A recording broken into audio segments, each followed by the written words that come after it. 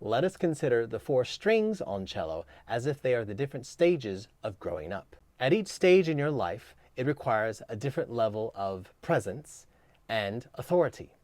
Your A string is very much like a toddler. It requires the most amount of presence and maintenance. You always have to look over it. But it requires the softest sense of authority because you can't be too rough with it. Then you grow a little bit and become a child. The child still requires a significant amount of presence and maintenance, yet requires a little bit more authority. So consider that when you go to your D string, you're very much like the adolescent. An adolescent requires a lot less presence, a lot less maintenance than a child and a toddler, but much more authority at the beginning. But once you get the string going, it goes. And then your C string is like an adult, requires the most amount of authority and the least amount of maintenance. I have been using these terms maintenance and presence interchangeably, so I'm going to explain it a little bit better, and to help me and you know what this is about, I'm going to cite George Merton's 2008 paper, An Objective Analysis of Bow Technique, a wonderful paper I will link in the description below. We're going to talk about the 5 elements of bowing on the instrument. There are 2 invariable elements and 3 variable or dynamic elements.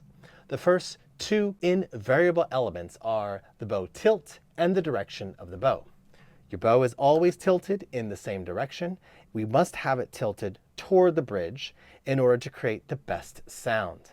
And then the direction of the bow is either going to be one way or the other way, a pull or a push.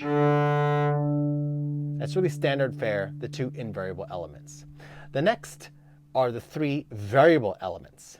This is the weight or pressure on the string, the contact point of the bow and string, and the bow speed. Each of these variable elements are dynamic in the way you apply them. Now, how is it that the bow, weight, and pressure are different? And why does CelloCoach say presence? Well, because weight changes as you move along the bow. It's science. The further you get out to the tip of the bow, the less efficient, if more, the less effective, and maybe to the point where it becomes a hindrance. It helps a lot here to have your weight, but here, the weight is a hindrance. You are holding your arm up, and it is becoming less so. But what you're doing here is you're pulling the bow against the string, you're applying pressure. And don't think about pressure as pushing as much as you think about pulling. So here, if I allow my arm to weigh in, the weight is very efficient. It's helping a lot. I don't need to use a lot of pressure. As I get into the middle of the bow, the efficiency of the weight becomes much less, while the amount of pressure I need to apply, the efficiency of that, need for that increases. And then as we go to the tip here, it becomes a lot more apparent that the weight is not a help but a hindrance, and it's all pressure at this point. Now back to what I'm talking about. Instead of using weight and pressure interchangeably, I'm going to use the word presence. And then we have the contact point of bow and string. That is where the bow and the string come in contact.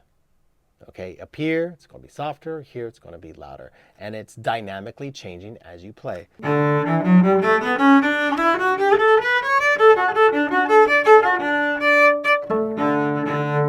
And the last variable element is the bow speed, which I refer to as bow management. So the contact point is distribution, and the management is how fast you play. You definitely want to have a different sense of understanding of where you're playing, how much pressure and weight you're playing, especially when it comes to the open strings and not, and of course, when it comes to how fast you're playing. And all of this comes together in what I call maintenance. Maintenance of the bow. The thinner the string, the more maintenance it takes. The thicker the string, the less.